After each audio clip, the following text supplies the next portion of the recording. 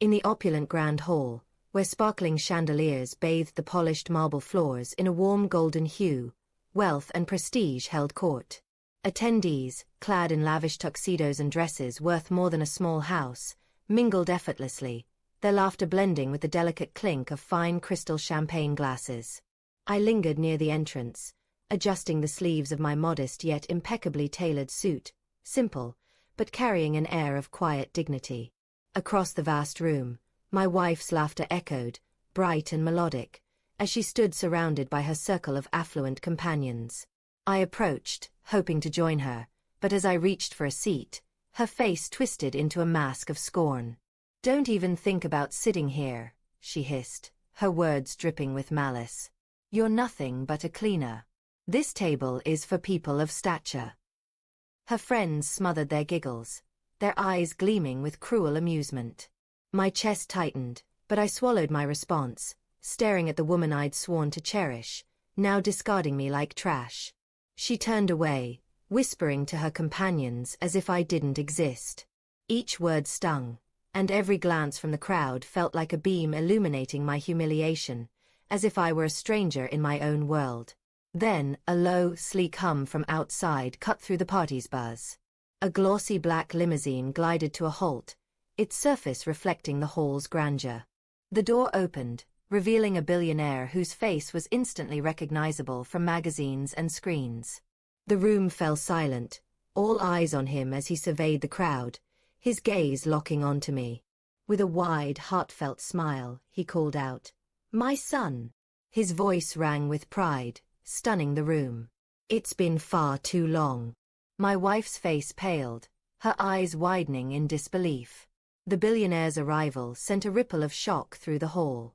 Conversations halted, drinks paused mid-air, and even the orchestra's notes softened to a whisper. Everyone knew him, a magnate whose empire stretched across nations, his name a byword for power and riches. Yet, instead of greeting the hosts or mingling with the elite, he walked straight toward me with purpose. "My son," he repeated, his voice warm with affection and command, pulling me into a robust embrace that echoed through the astonished crowd. Murmurs broke out. Did he call him my son? Him. Connected to that man? Impossible, he's just a janitor. My wife's grip on her champagne flute tightened, her knuckles turning pale as if the glass might crack. The billionaire turned to her, his sharp eyes evaluating. "And who is this?" he inquired, his tone calm but tinged with intrigue. I replied evenly. "My wife, though tonight she made it clear she'd rather I not sit with her. Apparently, I don't measure up to her standards." The room hummed with whispers, her friends shifting uncomfortably, their earlier mirth giving way to unease. The billionaire's expression tightened, his gaze flicking to her before settling back on me with a sly grin. "That's quite funny," he said, his voice carrying across the hall, "because this venue, this event, even the cars outside, all are part of my corporation, which means they're tied to my son." The revelation struck like lightning. My wife's jaw dropped, her friends' smug expressions evaporated, and the hosts, who had previously ignored me, hurried to offer belated gestures of respect. As I smoothed my suit, meeting my wife's panicked stare, I knew the night was only beginning to unravel. The ballroom, once filled with lively chatter and the clinking of glasses, now stood hushed, my wife at the center of a stunned silence, her confidence crumbling under the weight of her own disdain. The billionaire placed a hand on my shoulder, addressing the crowd with unwavering authority. "For too long, my son has been dismissed because he chose humility over arrogance. Let me clarify, every business I've built, every luxury you see here, belongs to him as much as it does to me." His words landed with finality, like a judge's verdict. Guests stirred, some rising to approach me, their earlier mockery replaced by eager handshakes and words of admiration. My wife shrank back, her glass slipping from her trembling hand and shattering on the marble floor. One of her friends, who had laughed at her earlier barb, muttered loudly enough for others to hear, "You rejected a man the entire room now covets." Laughter followed, not directed at me, but at her, the woman who had chosen scorn over loyalty. I stepped forward, my voice calm but resonant. "Tonight, My wife sought to diminish me with a single phrase. Just a janitor. But I'd rather be a janitor than someone who betrays their vows with greed and betrayal. The crowd reacted with gasps, murmurs, and a few bold claps for my honesty. My wife's pale face revealed her dawning realization that the night's revelations were far from over. This wasn't just about revealing my true identity, it was about exposing hers. By the end of the evening, her humiliation would be absolute. The room now revolved around me, every whisper and glance fixed on the unfolding drama. My wife, once radiant in the glow of her peers' admiration, stood alone, her arrogance laid bare for all to witness. I cleared my throat and raised my glass, my voice slicing through the tension. Since my wife chose to make a spectacle tonight, allow me to bring it to a close. I reached into my pocket, pulling out my phone, and with a single tap, the massive screen behind me lit up. Displayed for all to see were her own words, screenshots of messages sent to her sister, mocking me as worthless, calling me a burden, and joking about abandoning me for a richer suitor. The hall erupted in gasps, chairs creaking as guests leaned forward, some shaking their heads in disbelief, others covering their mouths in shock. My wife raised her hands, as if she could block the damning evidence. "Stop it.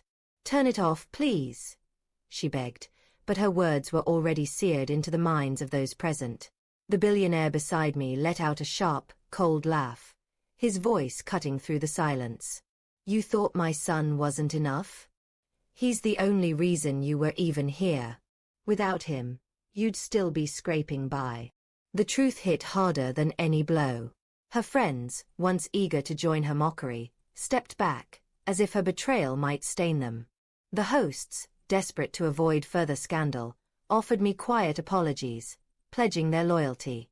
My wife stood diminished, her carefully crafted image shattered before the very crowd she'd sought to impress. I pocketed my phone, adjusted my suit, and raised my glass again. "To truth," I said simply, "for without it, all that remains is ruin." The spotlight returned to her, trembling and utterly isolated. The silence after my toast was heavy, suffocating. My wife stood frozen, her eyes darting from one guest to another, finding no trace of sympathy. But I wasn't finished. I set my glass down and addressed the room with resolute clarity. This was meant to be a celebration of our anniversary, but it became a display of arrogance. I was belittled, dismissed as nothing more than a cleaner. "Tonight, you've all seen who I truly am, and who she is." The crowd murmured, their voices swelling like an incoming tide. The billionaire, my father, stepped forward, his commanding presence silencing the room once more. "My son's integrity and humility are worth more than all the wealth in this hall," he declared. "Anyone who treats him as lesser has no place beside him." His words were not just praise, they were a judgment. My wife staggered back, tears streaming down her face, her voice breaking. "Please, I didn't mean it. I was nervous. I didn't know." But her pleas were ignored, her friends averting their eyes, unwilling to share her shame. I slipped my wedding ring from my finger and placed it on the table, the faint clink of metal against glass louder than her excuses. "I'd rather stand alone with dignity," I said calmly, "than remain tied to someone who treats me like dirt." The billionaire placed a steady hand on my shoulder, and together we walked out of the ballroom, the crowd parting in quiet respect. I didn't need fiery revenge. Her own actions had left her to burn in the ruins of her pride. As I stepped into a future brighter than the chandeliers behind me, I left her to face the consequences of her betrayal.